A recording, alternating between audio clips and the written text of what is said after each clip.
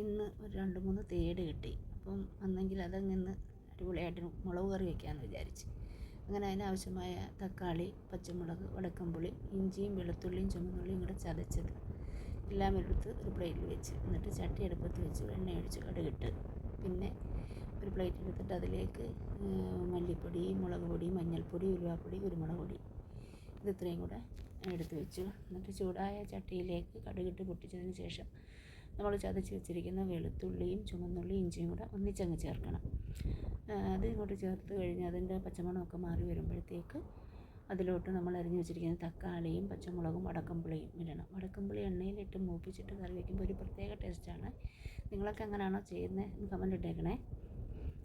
ഞാനങ്ങനെയാണ് ചെയ്യുന്നത്. നല്ല ടേസ്റ്റാണ് അങ്ങനെയുള്ള കറിക്ക്. ഇതെല്ലാം ഇതിൻ്റെ പച്ചമണം എല്ലാം മാറി നന്നായിട്ട് മൂത്ത് വരുമ്പോഴത്തേക്ക് നമുക്കിതിലേക്ക് എടുത്ത് വെച്ചിരിക്കുന്ന മുളക് പൊടിയും മല്ലിപ്പൊടി, മഞ്ഞൾപ്പൊടി, ഉലുവാപ്പൊടി, കുരുമുളക് പൊടി ഇതെല്ലാം കൂടെ ചേർത്ത് നന്നായിട്ട് വഴറ്റി ഇതിൻ്റെ പച്ചമണം മാറുമ്പോൾ അതിലേക്ക് ഞാൻ വെള്ളമാണ് ഒഴിച്ചത്. തേങ്ങാപ്പാൽ ഒഴിച്ചാലും നല്ലതായിരിക്കും, അടിപൊളി ടേസ്റ്റാണ് തേങ്ങാപ്പാൽ ഒഴിച്ചാലും. ഞാൻ പിന്നെ വെള്ളമാണ് ഒഴിച്ചത്. അതൊക്കെ ഒഴിച്ച് നന്നായിട്ട് തിളച്ച് ആവശ്യത്തിന് ഉപ്പ് ഇട്ട് നന്നായിട്ട് കറി തിളച്ച് വരുമ്പോൾ അതിലേക്ക് വൃത്തിയാക്കി വെച്ചിരിക്കുന്ന മീൻ എടുത്തിട്ട്, ഞാൻ തലയൊക്കെ എടുത്തിട്ടുണ്ട്. ഈ മീൻ എല്ലാവർക്കും ഇഷ്ടമാണോ എന്നൊന്ന് കമൻറ്റ് ചെയ്യണേ. ഇത് കറിയൊക്കെ തിളച്ച് വരുമ്പോഴത്തേക്ക് കുറച്ച് കറിവേപ്പിലയൊക്കെ അങ്ങോട്ട് തൂകി ഒന്നും കൂടെ ഒന്ന് അടച്ച് വെച്ച് പറ്റിച്ചെടുക്കണം. ഞാനിന്ന് ഉച്ചയ്ക്ക് ഒരപ്പവും ഇച്ചിരി കപ്പയാണ് കഴിച്ചത്. ഒരു തലയൊക്കെ എടുത്ത് വെച്ചിട്ടുണ്ട്.